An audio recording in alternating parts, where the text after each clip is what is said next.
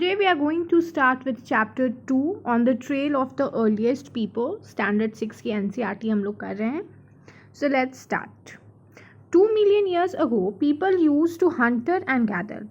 2 million years ago जो थे लोग जो थे पहले क्या करते थे, मेन ऑक्यूपेशन क्या था उन लोगों का, हंटिंग और गैदरिंग मेन ऑक्यूपेशन था. वो लोग हंटिंग मतलब लोग जानवर को मारते थे और खाते थे. वो लोग एक जगह से दूसरे जगह जाते थे, जानवर को खोजते थे, हंटिंग करते थे.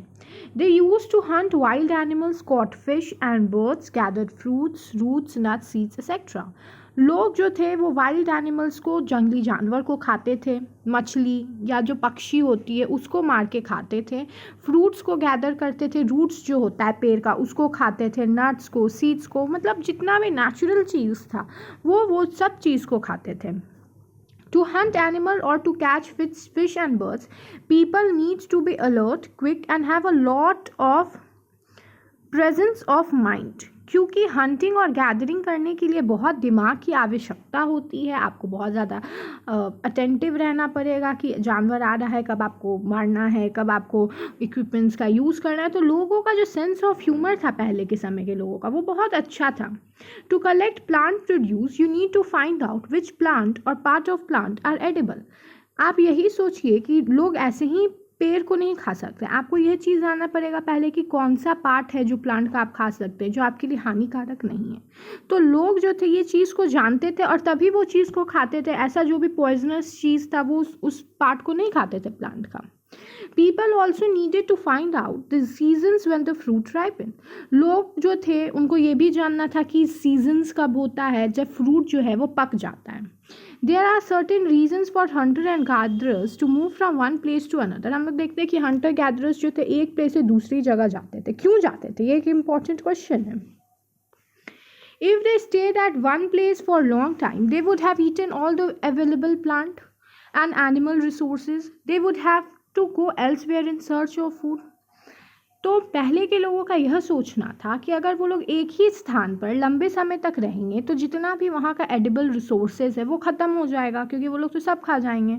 तो फिर उन लोगों को फूड के सर्च में दूसरी जगह जाना पड़ेगा. इसीलिए वो लोग क्या करते थे, एक जगह से दूसरी जगह हमेशा मूवमेंट करते रहते थे ताकि एक जगह का पूरा रिसोर्सेज जो है वो ख़त्म ना हो जाए. For hunting animals need to follow them. क्योंकि आपको जानवर को मारना है तो आपको फॉलो करना पड़ेगा, इसीलिए वो लोग एक जगह से दूसरे जगह भी जाते थे. People may have moved from seasons to season in search of different kinds of plants.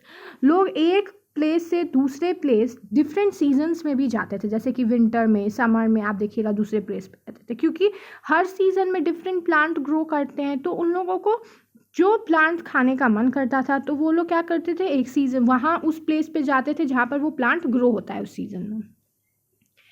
People living on their banks would have go to in search of water during the dry season, winter and summer.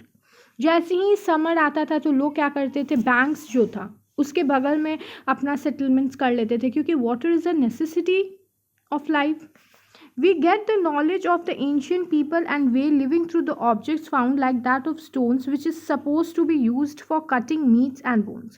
हम लोगों को पहले के लोगों के बारे में कैसे पता चलता है कि वो लोग क्या खाते थे, जो टूल्स वो लोग यूज़ करते थे उससे पता चलता है. वो लोग कटिंग मीट्स या बोन्स यूज़ करते थे मीट्स को खाने के लिए, या स्टोन टूल्स यूज़ करते थे जानवर को मारने के लिए, और तब वो लोग खाते थे.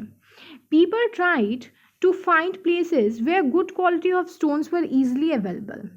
Places where stones were found and where people made tools are known as factory sites. Factory site क्या होता है, एक ऐसा जगह जहाँ पर आपको पत्थर आसानी से मिल जाए और उस पत्थर से लोग डिफरेंट टूल्स बनाते थे.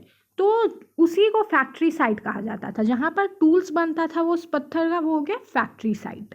While the passing of time, grasslands also developed and number of animals like deer, antelope, goat, sheep, etc. increased.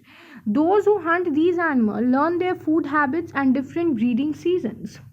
Different animals जो थे वो आने लगे जैसे जैसे टाइम पास करने लगा, और जो एनिमल्स थे उनका भी नंबर इंक्रीज़ होने लगा, जैसे डियर का, एंटीलोप का, गोट का, शिप का, ये सब बढ़ने लगे साइज़ में.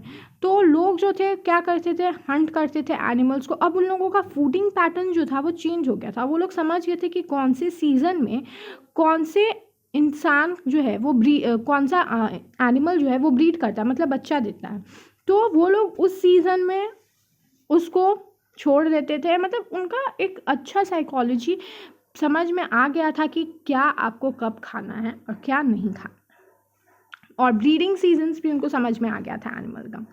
It is likely that this helped to start thinking about herding and rearing of these animals themselves.